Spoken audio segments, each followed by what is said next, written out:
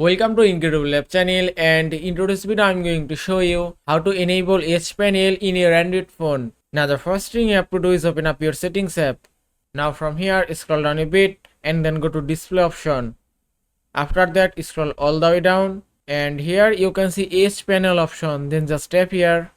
Now by tapping here you can enable Edge panel and you can see it's enabled successfully. Now if you tap on panels option, and here you can see so many tasks and you can add any task on the Edge panel as you like. From here you can choose clipboard, tools and anything as you want, and then go back and you can see it's enabled successfully.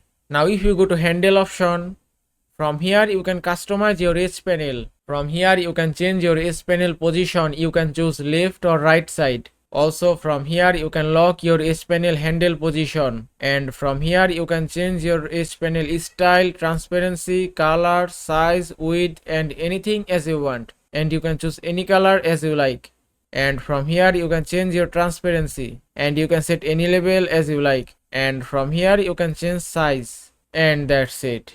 And that is how you can enable Edge panel in your Android phone. I hope this video was helpful. If it was, please give it a thumbs up and don't forget to subscribe.